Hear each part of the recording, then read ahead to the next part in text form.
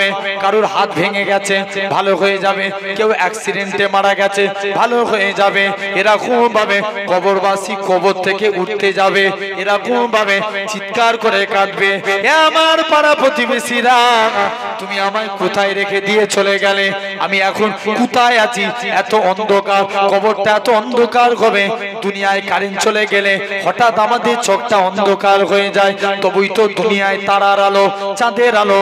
আপনি যদি রাত্রে দেখেন মোবাইলের লাইট জ্বালানে কিন্তু অনেক দূরে, আপনার এলাকায় কারেন্ট থাকলে অনেক দূরে কারেন্ট থাকে, এ নওজোয়ান যুবকেরা কিন্তু কবরটা এত অন্ধকার হবে, কোনো জায়গায় ফাঁকা থাকবে না, কবরে চেপে চেপে মাটি দেওয়া হয়, এত অন্ধকার হবে দুনিয়া থেকে 70 গুণ বেশি অন্ধকার হয়ে যাবে, কবরবাসী চিৎকার করে কাঁদতে লাগবে, পাড়া প্রতিবেশীরা কোথায় রেখে দিয়ে চলে গেলে, কবরবাসী উঠে দাঁড়াতে যাবে, কবরের বাঁশগুলো তার মাথায় ঠেকে যাবে, সে মনে করে ফেলবে আমি কবরে চলে আসছি, কবরে বান্দা চিৎকার করে কাঁদতে লাগবে, প্রতিটা বান্দা বান্দির কবরে মুনকার নাকির ফেরেশতা আসার আগে প্রতিটা বান্দা বান্দির কবরে হযরতে রুহমান আলাইহিস সালাম চলে আসবে, বান্দাকে তুলে বসাবে, এই দুনিয়ার জমিনের বান্দা আল্লাহ তোমাকে 70 বছর হায়াত দিয়েছিল, আল্লাহ তোমাকে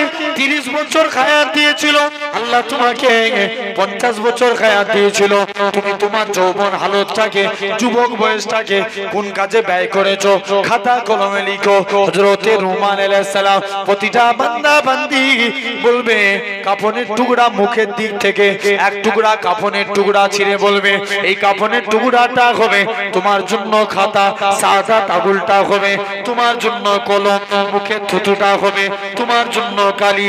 এই নওজোয়ান যুবকেরা বান্দা মুখ থেকে থুতু নিয়ে কালি নিয়ে সাদা তাবুলে করে কাফনের উপর লিখতে থাকবে, লিখতে লিখতে লিখতে বান্দার মুখে থুতু ফুরিয়ে যাবে, তথাপিও লেখা শেষ হবে না।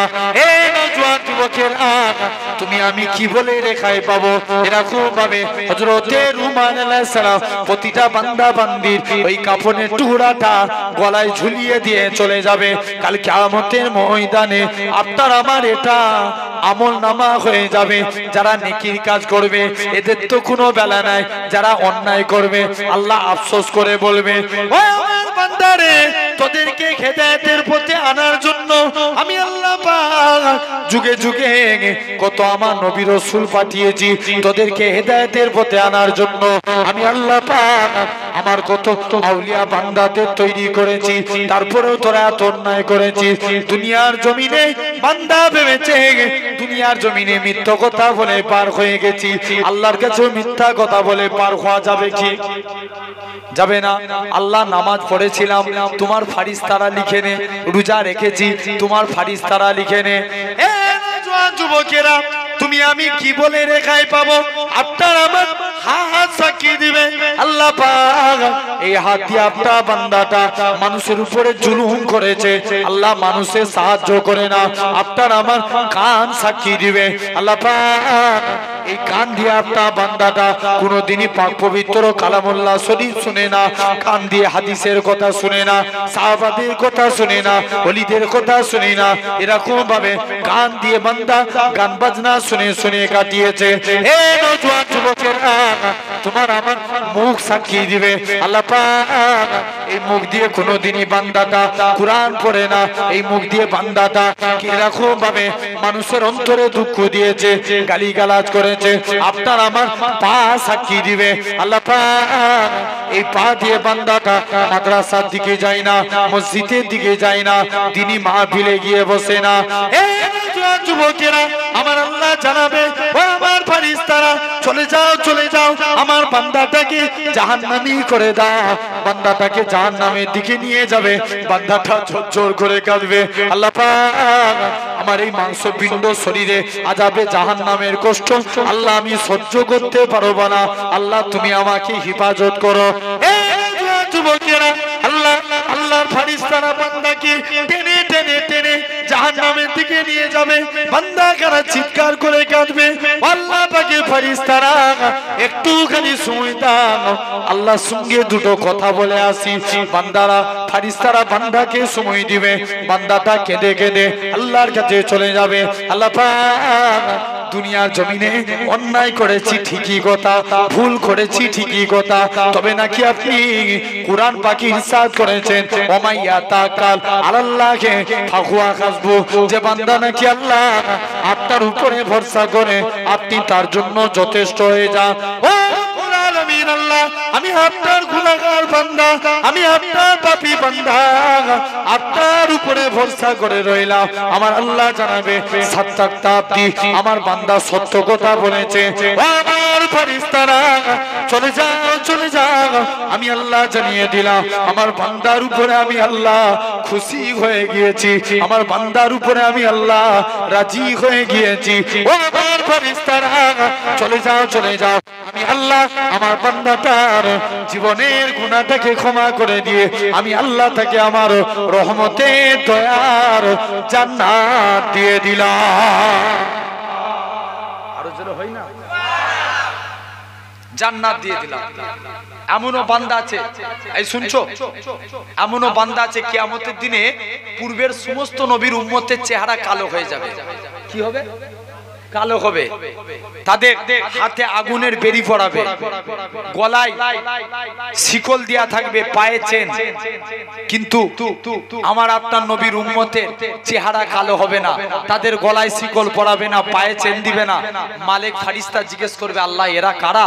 আল্লাহ বলবে মালিক চুপ কর, এরা আমার হাবিবের উম্মত। কত ভালোবাসে আল্লাহ রাসূল বলছেন। এরপরে বান্দার কবরে আসবে মুনকার নাকির ফেরেশতা। কটা সওয়াল করবে? তিনটে। এক নাম্বার মান রাব্বুকা মা দিনুকা ওমান নবিয়ুকা। গোটা বুখারী তন্ন তন্ন করে দেখেন, কবরের সওয়াল জবাব প্রসঙ্গে 7টা হাদিস এসেছে। 6টা হাদিসে বলা হচ্ছে একটা সওয়াল করা হবে, নবীকে এনে কবরে হাজির করানো হবে, যে নেতা চিনতে পারবে তার কবরে নাজাত। ভুল বলছি না ঠিক বলছি? নেতা বলতে কে? আমি দুনিয়ার কোন নেতার কথা বলিনি। এখনকারের বেশিরভাগ নেতারা দেখবেন নেতা হওয়ার আগে ভিখারি আর নেতা হওয়ার পরে হয়েছে কোটিপতি। কথা বলে না কেন? জোর করে বলো না। আমি এই সব নেতার কথা বলিনি। এখনকারের দেখবেন আপনার নামে ঘর বেরিয়েছে, বলে আগে 20,000 দে তবে ঘর দেবো। কথা বলে এরকম নেতা নাই। আমি সেই নেতার কথা বলি যার সম্পর্কে আমরা নামাজে পড়ি সাইয়্যিদানা ও মাওলানা মুহাম্মদ আল্লাহ সরদার হিসাবে মানি নবী মুহাম্মদ সাল্লাল্লাহু আলাইহি ওয়াসাল্লামকে। জোরে বলে কাকে নেতা বলে মানি? নবীকে নেতা বলে মানি। রাজি আছি তো নাকি? কারা কারা নবীকে নেতা বলে মানতে চান তাকবীর দেন। আলহামদুলিল্লাহ। আপনাদের খারাপ লাগছে? এই শেষ করে দেবো, জেনে রেখে দেন।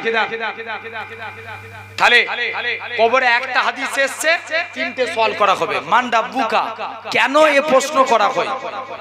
খুব ভালো করে বুঝবে, ওয়াজ শুধু শুনলে হবে না, বুঝতে হবে। মান রাব্বুকা, কেন এই প্রশ্ন করা হয়? অনেকে দেবদেবীর পূজা করে, বলা হচ্ছে তোমরা কাকে রব বলে মেনেছো? তখন আমরা উত্তর দেব রাব্বি, চিৎকার দিয়ে বলবো রাব্বি, আরো জোরে রাব্বি আল্লাহ। 1 নাম্বার উত্তর হয়ে গেল। তাহলে আমরা যেহেতু আল্লাহকে রব বলে মেনে নিয়েছি, আমাদের 2 নম্বর প্রশ্ন করার দরকার নাই। করছে কেন? মা দিনুকা, কোন ধর্ম দিয়ে আল্লাহকে মেনেছো? খ্রিস্টান তারাও আল্লাহকে মানে। কারা? তারা 3 স্রষ্টায় বিশ্বাসী। ঈসা মারিয়ম আল্লাহ, বলেন নাউজুবিল্লাহ। তারাও আল্লাহকে মানে। ইহুদি তারাও আল্লাহকে মানে। কোন ধর্ম দিয়ে আল্লাহকে মেনেছো? তখন আমরা উত্তর দেব দ্বীনি ইসলাম। ইসলাম ধর্ম দিয়ে আল্লাহকে মেনে নিয়েছি। তাহলে আর 3 নম্বর প্রশ্ন করার দরকার নাই। করছে কেন? ওমান নবিয়ুকা, তোমার নবীটাকে মুসাইলামাতুল কাজ্জাব, সে নবী দাবি করেছিল, তোমরা কাকে নবী বলে মেনেছো? উত্তর দেব নবী মুহাম্মদ সাল্লাল্লাহু আলাইহি সাল্লাম। যখনই এই 3 নাম্বার উত্তর দিয়ে দেব, কবরটা জান্নাতের বাগান হয়ে যাবে। তাহলে জেনে রেখে দেন সোনার ভাইরা, আব্বারা, তরুণেরা, তো সেই কবরে শুনছেন তো, যদি নামাজ পড়ে যায়, মুনকার নাকির ফেরেশতা বান্দার প্রথমে মাথার দিক থেকে আসতে থাকবে, আর তার আমার নামাজের আমলের জবানকে আল্লাহ খুলে দিবে। হে আল্লাহর ফেরেশতা, মুনকার নাকির ফেরেশতা এই বান্দার মাথার দিক থেকে প্রবেশ করতে দেব না, কেননা বান্দাটা আল্লাহকে রাজি করার জন্য নামাজ পড়ে কপালকে কালো করেছে। নিরুপায় হয়ে ডান সাইড দিয়ে আসবে। কোন সাইড? কবরের ডান সাইড দিয়ে ঢুকতে যাবে, আর তার আমার রোজার আমলের জবানকে আল্লাহ খুলে দিবে। রোজার আমল বলবে আল্লাহর ফেরেশতা, মুনকার নাকির ফেরেশতা এই বান্দার ডান সাইড দিয়েও প্রবেশ করতে দেব না। নিরুপায় হয়ে বাম সাইড দিয়ে আসবে, আর তার আমার যাকাত দান সদকার আমলের জবানকে আল্লাহ খুলে দিবে। হে আল্লাহর ফেরেশতা, এই বান্দাটা দুনিয়ায় যাকাত দান সদকা দিয়ে কাটিয়েছে, তাই বান্দার বাম সাইড দিয়েও প্রবেশ করতে দেব না। নিরুপায় হয়ে পায়ের দিক থেকে প্রবেশ করতে যাবে। কোন দিক থেকে? পায়ের দিক থেকে। আপনি আমি যে দুনিয়ার জমিনে বাপ ও মায়ের খেদমত করেছেন, বাপ মায়ের খেদমতের আমলের জবান খুলে যাবে। আল্লাহর ফেরেশতা, মুনকার নাকির ফেরেশতা এই বান্দার পায়ের দিক থেকেও প্রবেশ করতে দেব না, কেননা বান্দাটা আল্লাহকে রাজি করার জন্য বাপ ও মায়ের খেদমত করেছে। জোরে বলে। এরকম ভাবে কবরে আপনার আমার আমল আপনাকে বাঁচিয়ে দিবে। তো আমি বলেছিলাম মোট কটা আমল? টোটাল 8টা। 8টার মধ্যে 4টে আমল আর 4টে গুনার কাজ বর্জন করতে হবে। তো 4টে আমল আগে ফার্স্ট আলোচনা করি। 1 নাম্বার, রাসূল বলছে তোমরা যদি কবরে আযাব থেকে বাঁচতে চাও, নাম্বার 1 ইখলাসের সঙ্গে নামাজ পড়তে হবে। কিসের সাথে? ইখলাস মানে খাঁটি ভাবে।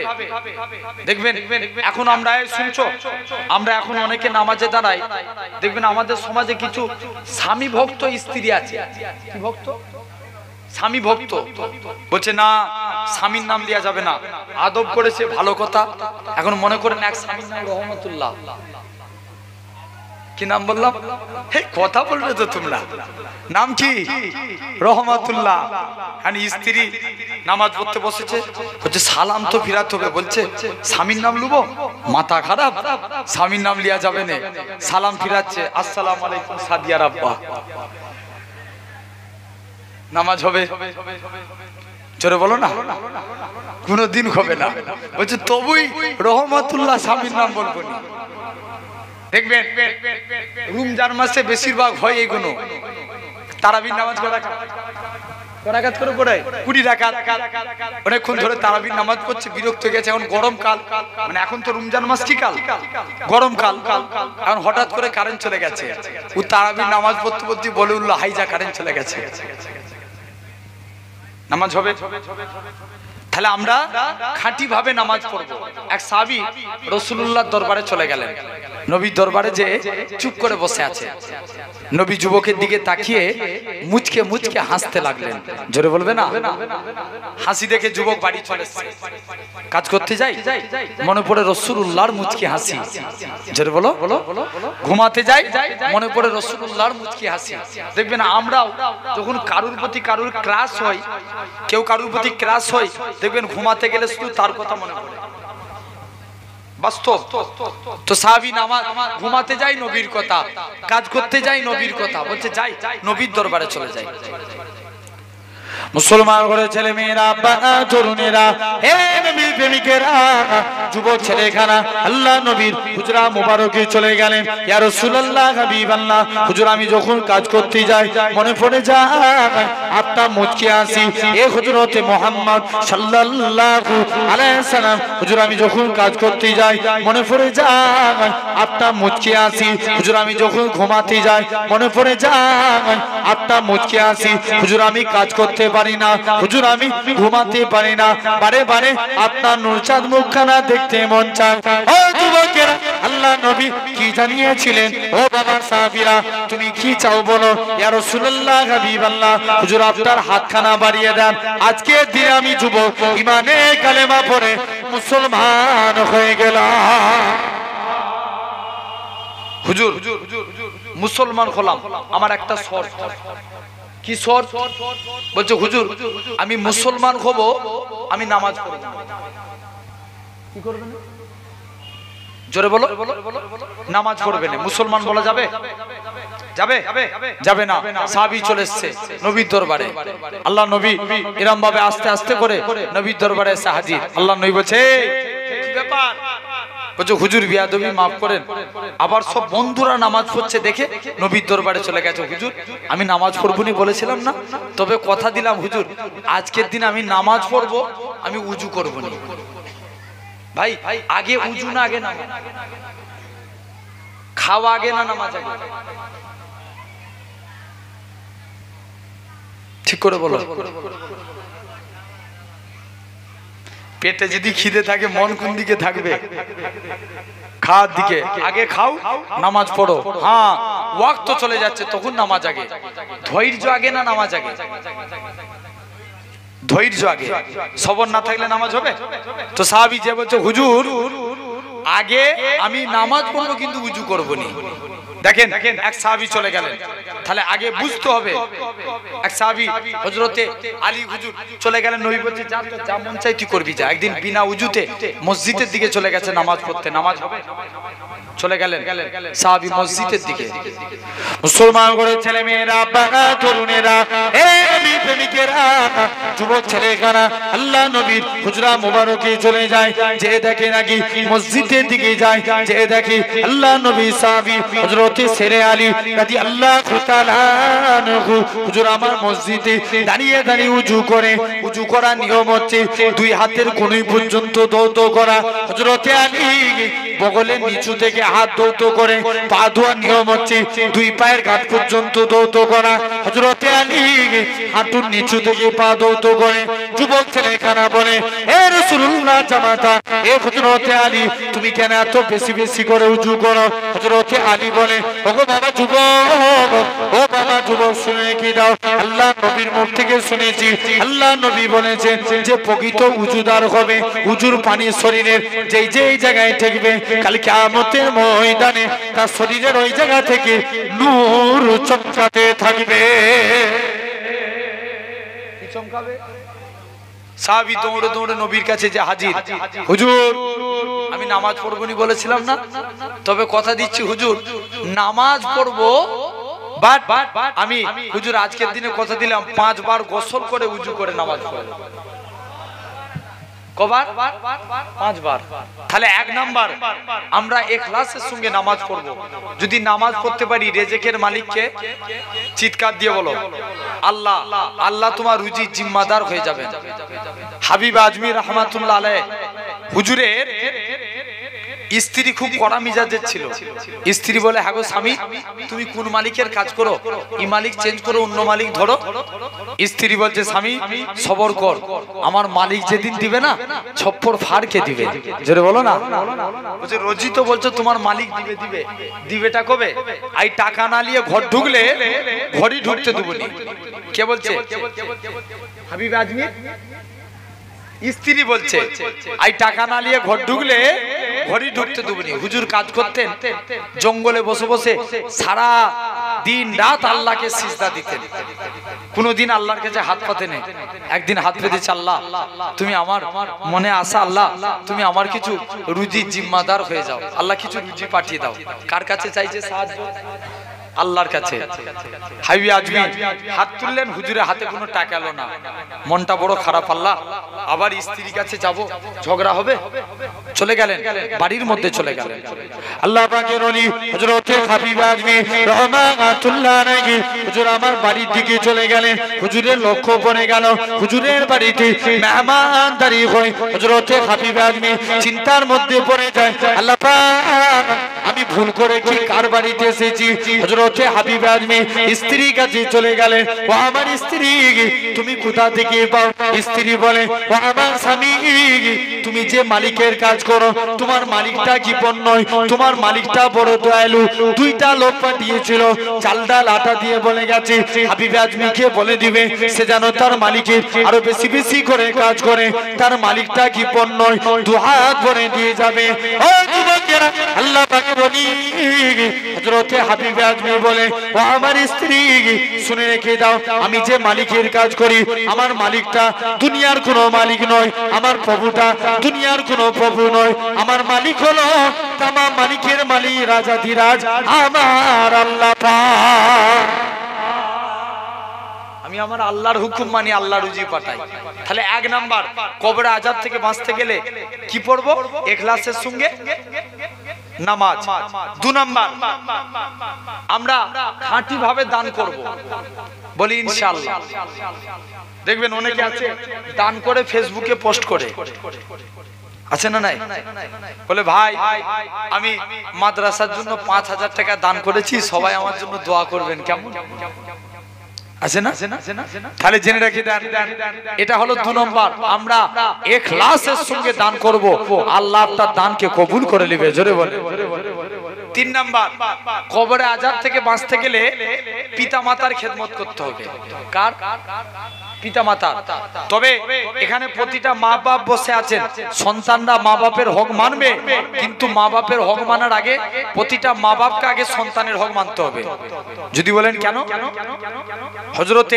একটা মুরব্বি ওমর হুজুরের দরবারে গেছে ওমরকে যে বলছে ওমর আমার ছেলে আমাকে দেখছে না যে যাও তোমার ছেলেকে ডেকে নিয়ে এসো ছেলেকে ডেকে নিয়ে আসলে তুই তোর বাপকে দেখছিস ব্যাপার কি আল্লাহ রাসূল বলছে রিদু রাব্বি ফি রিদুল ওয়ালাদি ওয়া সাকতু রাব্বি ফি সাকতুল ওয়ালাদি পিতামাতার সন্তুষ্টি আল্লাহর সন্তুষ্টি পিতামাতার অসন্তুষ্টি আল্লাহর অসন্তুষ্টি তুই তোর বাপকে দেখিনি ব্যাপার কি বলছে হুজুর আমি কি আমার বাপকে দেখব না আমার বাপই তো আমার একটা হক মানে না বলছে কেমন বলছে আমি এত বড় হয়েছি আমার বাপ আমার নাম রেখেছে কসাই কি নাম জোর করে বলো কসাই পাড়ার ছেলেদের সঙ্গে খেলা করতে যাই সবাই আমাকে কসাই কসাই করে রাগায় আমার মনে কি কম দুঃখ হয় মনে করেন প্র্যাকটিক্যালি এক বাপ তার ছেলের নাম রেখেছে বলেন কি নাম বললাম বলেন হুজুরের কাছে পড়তে পাঠিয়েছে হুজুর জিজ্ঞেস করছে এই করছি তোর নাম কি বলছে বলেন কি বলছে জোরে বলো না আবার হুজুর জিজ্ঞেস করছে তোর নাম কি বলছে বলেন হুজুর তেবে ডাস্টার ধরেছে বিয়াদব তোকে সেই থেকে নাম জিজ্ঞেস করছি আর তুই বলেন বলেন করে যাচ্ছিস বলছে বল তোকে লাস্ট বার জিজ্ঞেস করছি তোর নাম কি বল বলছে বলেন এক ডাস্টার নিয়ে মাথায় দিয়েছে বলছে হুজুর আপনি আমায় বিনা দোষে মারলেন বলছে কেন রে বলছে হুজুর আমার বাপই তো আমার নাম রেখেছে বলেন তাহলে প্র্যাকটিক্যালি সন্তানদের নাম আমরা সুন্দর নামে নাম রাখবো কি নাম সুন্দর ভাবে তাদের সুন্দর নামে নাম রাখবো জেনে রেখে দেন ওলি আল্লাহদের নাম অনুসারে নাম রাখেন আমি আমার পিন্নগর শরীফ একদিন বসে বসে তাবিজ দিচ্ছি বুঝলেন একটা মহিলা আসছে মহিলা এসে মুখে মিষ্টি দিতে নিয়ে যায় না দরবারে সব তো মুখে মিষ্টি দিতে নিয়ে গেছে এক মহিলা তার ছেলের নাম রেখেছে মারুতি হোসেন কি নাম বললাম আমি জিজ্ঞেস করছি এর নাম কি বলো বলছে মারুতি হোসেন জি কি করে হলো নাম দেখবেন আমাদের হিন্দু ঘরে কার্তিক মাসে হিন্দু ঘরের ভাইরা কার্তিক মাসে যদি ছেলে হয় নাম কি রাখে কার্তিক বলছে ভাইজান আমি প্রেগন্যান্সি ছিলাম মানে প্রেগন্যান্ট ছিলাম তো মারুতি ভ্যানে করে যাচ্ছিলাম আল্লাহর হুকুম মারুতি গাড়িতে বাচ্চা হয়ে গেছে ওই জন্য শখ করে নাম রেখেছি মারুতি হোসেন কতই যাচ্ছে না সন্তানদের নাম সুন্দর ভাবে নাম রাখেন আপনি সাহাবাদের নাম অনুসারে নাম রাখেন নবীদের নাম অনুসারে নাম রাখেন আল্লাহ কবুল করে নেবে জোরে বলে এটা হলো এক নাম্বার দুই নম্বর পিতামাতার হক আমার মায়েরা হয়তো অনেকে ওয়াজ শুনছেন জানি না আপনারা কে কেমন সেন্সে লিখছেন তবে জানবেন একটা সন্তান ভালো হতে গেলে মাকে ভালো হওয়া লাগবে ঠিক কি না আচ্ছা বলো তো এখনকার ছেলেরা আগের তুলনায় শয়তান বেশি না কম যদি বলেন কেন আগেকার যুগের মায়েরা দেখবেন বাচ্চা কিছু না খেতে চাইলে বলতো বাবা হাই দেখ আকাশের তারা এক মুঠো ভাত খা ভুল বলছি না ঠিক বলছি আর এখনকার যুগের মায়েরা সরাসরি অ্যান্ড্রয়েড সেট চালিয়ে দেয় কার্টুন দেখ আর ভাত খা আমাকে জ্বালাবি না ভুল বলছি না ঠিক বলছি কিডস মানে ছোট বাচ্চা যারা আছে দেখেন সবাই এরকম ভাবে দেখেন বেশিরভাগ তাদের ছোটবেলা থেকে কার্টুন দেখি দেখে মাইন্ডটাই অন্যরকম হয়ে যাচ্ছে। কতই যাচ্ছে না আল্লাহর ওলি এক মায়ের দেখেন, আমার মায়েরা অনেক ওয়াজ শুনছেন, মায়েরা শুনে রেখে দেন। আল্লাহর ওলি সারফুদ্দিন হুজুরের মা কেমন মা হয়েছিল দেখেন। মা বাচ্চাকে জিজ্ঞেস করছে, বাবা তুই নামাজ পড়বি না? মা তখন বলছে, বাচ্চা মা ছেলেকে জিজ্ঞেস করছে, বাবা তুই বড় হচ্ছিস, তুই নামাজ পড়বি না? বাচ্চা ছেলে, বাচ্চা তখন জিজ্ঞেস করছে, মা নামাজ পড়লে আল্লাহ কি খাওয়াবে? মা জানে বাচ্চা ছেলেরা মিষ্টি খেতে ভালোবাসে, মিষ্টি খেতে। মা তখন বলছে, বাবা তুই নামাজ পড়, আল্লাহ তোকে মিষ্টি খাওয়াবে।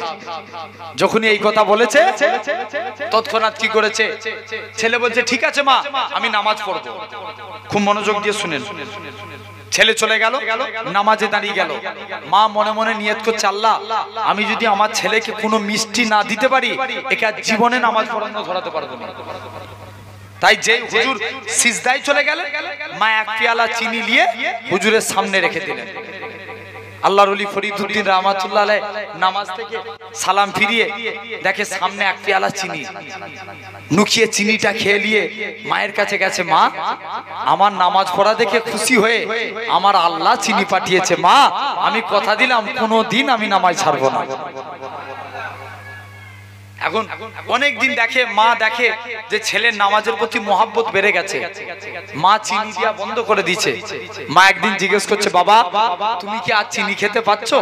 মা তখন বলে, ছেলে তখন বলে, সারফুদ্দিন বলে, মা যে আল্লাহ আগেও চিনি খাইয়েছিল, আমার আল্লাহ ঠিক আগের মতনই আমাকে চিনি খাওয়াচ্ছে। জোরে বলে। তাহলে এটা হলো 2 নম্বর পিতামাতার হক সন্তানদের প্রতি। 3 নম্বর ছেলেরা যখন প্রাপ্ত বয়স্ক হবে তাদের যথা টাইমে বিবাহের বন্দোবস্ত করে দেয়া, এটা মা বাপের হক। তবে মা বাপ যাই করুক, তুমি সন্তান পিতামাতার খেদমত করো, আল্লাহ তোমার ইজ্জত বাড়িয়ে দিবে। জোরে বলে। আপনারা কি ভাবছেন আমার বয়স অনেক হয়ে গেছে? দেখে কত আন্দাজ মনে হয়।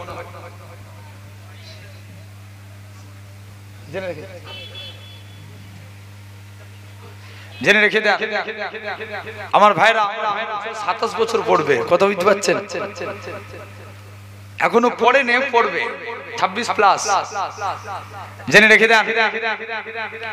তাহলে পিতা মাতার খেদমত করেন, মায়ের দোয়া যদি নসিবে লেগে যায়, আল্লাহ তোমার নসিবকে আলা করে দিবে। জোরে বলবে না? আমার ভাই, একজন নবী সুলাইমানের জামানায় একটা যুবক নবী সুলাইমানকে আল্লাহ ডেকে বলছে, সুলাইমান যাও পানির ভিতরে গম্বুজ আছে, তুমি গম্বুজকে বার করো। সুলাইমান নবী বাদশা ছিলেন, একটা শক্তিশালী জিনকে পাঠালেন, যাও। আল্লাহ বলছে পানির ভিতরে গম্বুজ আছে। শক্তিশালী জিন গেল, পানির ভিতরে কোনো গম্বুজ দেখতে পেল না। সুলাইমান নবী চলে আসলেন, উঠে এসে তিনি উজির আসিফ বিন বরখিয়াকে পাঠালেন। আল্লাহ বলছে পানির ভিতরে গম্বুজ আছে, বার করো। আসিফ পানির ভিতরে গেলেন, একটা গম্বুজ দেখতে পেলেন। গম্বুজটা দেখি আসিফ সুলাইমান নবী অবাক হলেন। গম্বুজটা ছিল 4টে দরজা বিশিষ্ট। ওটা 4টে গম্বুজের দরজাগুলো ছিল খোলা, 4টে দরজা বিশিষ্ট। সুলাইমান নবী সবথেকে বেশি অবাক হলেন, ওই গম্বুজের ভিতরে একটা যুবক ছেলে আল্লাহকে সিজদা দিচ্ছে। জোরে বলবে না? সুলাইমান নবী ছেলেটা নামাজ থেকে ফারেক হলেন, সুলাইমান নবী অবাক হয়ে গেলেন, এই ছেলে তুমি কি আমলের কারণে এত বড় মাকাম পেয়েছো? মুসলমান করে ছেলে মেয়েরা, তরুণেরা, হে নবী প্রেমিকেরা, যুবক ছেলেখানা বলে, হে হযরতে নবী সুলাইমান শুনে রেখে দাও, আমি আমার বাপ মায়ের খেদমত করেছি। আমার আব্বা আমার ইন্তেকালের আগে আমার জন্য দোয়া করেছিল। আল্লাহ পাক আমার ছেলে আমার জন্য যা করেছে আমার অন্তর ভরে গেছে। আমি বাপ হয়ে আমার সন্তানের জন্য দোয়া করি, তুমি আমার ছেলেকে এমন আল্লাহ দীর্ঘ হায়াত দান করো। হে নবী সুলাইমান, আমি আমার মায়ের খেদমত করেছি, আমার মা ইন্তেকালের আগে আমার জন্য দোয়া করেছিল। আল্লাহ পাক আমার ছেলে আমার জন্য যা করেছে আমার অন্তর ভরে গেছে। আমি মা হয়ে আমার সন্তানের জন্য দোয়া করি, আল্লাহ আমি তুমি আমার সন্তানকে দীর্ঘ হায়াত দান করো, এমন এক জায়গায় ইবাদত করার তৌফিক দাও যেই জায়গায় জিন শয়তান না কেউ প্রবেশ করতে পারে। হে নবী সুলাইমান, আমি একদিন এরকম ভাবে নৌকায় করে যাচ্ছিলাম, হঠাৎ করে আমি এই গম্বুজটাকে পানির ভিতরে ভাসতে দেখতে পেলাম। আমি গম্বুজের ভিতরে পা রাখলাম, গম্বুজখানা পানির নিচে চলে গেল। আমি সুলাইমান এরকম ভাবে আস্তে আস্তে করে আমি সুলাইমান নবী আমি ওই গম্বুজের থেকে পানির ভিতরে চলে গেলাম। সুলাইমান নবী বলে, ওগো বাবা যুবক, বলো তো দেখি তুমি পানির ভিতরে কি খাবার খেতে? যুবক ছেলেখানা বলে, এ নবী সুলাইমান, পানির ভিতরে একটা লাল রঙের থালা আসতো, যখনই আমি একটা পাখি লাল রঙের থালা নিয়ে আসতো, যখনই আমি জিভ দিয়ে ওই থালাখানা আমি যখনই জিভ দিয়ে স্পর্শ করে দিতাম, আমার আল্লাহ পাক আমার শরীরের ক্ষুধাটাকে নিবারণ করিয়ে দিতে। শুধু জিভ দিয়ে বলাতাম। তাহলে আমরা বাপ মায়ের খেদমত করব, কবরে আযাব থেকে বাঁচতে গেলে 3 নাম্বার। 4র্থ নাম্বার আমল, রাসূল বলছে তোমরা মুখ দিয়ে তাসবিহ পড়ো। কি পড়বো? তাসবিহ। আচ্ছা, আমরা মুখ দিয়ে এখন সওয়াবের কাজ বেশি করি না গালিগালাজ বেশি করি? আমি জাস্ট বুঝানোর জন্য বলছি। যদি আপনাদের বাজারের নাম কি? যদুরাটি? কোথায় বাজার? কোথায়? যদুরাটি। আচ্ছা, মনে করেন এই শ্রীরামপুরের কোন ছেলে যদি বলে, ভাই যদুরাটি যাচ্ছি, যদুরহাটি থেকে বাড়ি আসবো, বাড়ি এসে ওই আপনার কি বলেন বাদুরিয়া যাব, যদি এই কথা বলে, দেখবেন 3-4 বার মুখ দিয়ে একটা নাপাক কথা বলে। সমাজদার কে ইশারা মে কাফিয়া। আমি কি বলতে চাইছি বুঝে নাও। সব সময় শুধু কথাই কথাই ওই কথা শুনেন। এরকম একটা কীর্তি, এক লোক ওর মুখে মনে হচ্ছে যদি একটা সেন্টেন্স বলতো 3-4 বার ওই কথাটা উচ্চারণ করতো। আর সব সময় মুখ দিয়ে ওই কথা। আর নিজের মরণের টাইম এসছে, লোকেরা মরণের আগে সব পানি দিতে যায় না? কথা বলবে তো কি দিতে যায়? মুখে পানি দিতে যায়। যত পানি খাচ্ছে ও লোক তত বিরক্ত হচ্ছে। লাস্টে গেলে মুখ দিয়ে নাপাক কথা বলি দুনিয়া থেকে বিদায় দিয়েছে। তাহলে জেনে রেখে দেন, জবানের হিফাজত করেন। আল্লাহ রাসূলের কাছে এক সাহাবী 2টা সমস্যা ছিল, জিনা করত আর মদ পান করত। নবীর কাছে যে বলছে, হুজুর আমি ভালো হতে চাই, আমাকে আমল বলুন। আল্লাহ নবী বলছে, তুই আজকের দিনে ওয়াদা কর আমি জীবনে মুখ দিয়ে কোনোদিন মিথ্যা কথা বলবো না। সাহাবী তো বিরাট খুশি, বলছে নবী আমাকে জিনার কথা মানা করেনি, আমাকে মদ খাওয়ার কথা মানা করেনি, নবী শুধু বলেছে মিথ্যা কথা বলবে না। ও হুবে পড়ে ওয়াদা করে দিল, হুজুর ওয়াদা করছি জীবনে মুখ দিয়ে মিথ্যা বলবো না, বাদ বাকি আমি যা পারি করবো। তো নবী বলছে, হ্যাঁ ঠিক আছে। জেনে রেখে দেন, এখন চলে গেছে অলরেডি 11টা। আমার তথাপিও আমি একটু লেটে উঠেছি, 2-10 মিনিট একটু ধরে দিই নাকি বল? আচ্ছা মাশাআল্লাহ, অসুবিধা নাই আমার ভাই। তো জেনে রেখে দেন, আলহামদুলিল্লাহ আল্লাহ কবুল করে নেন। তার আগে একবার দরুদ পড়েন, আল্লাহুম্মা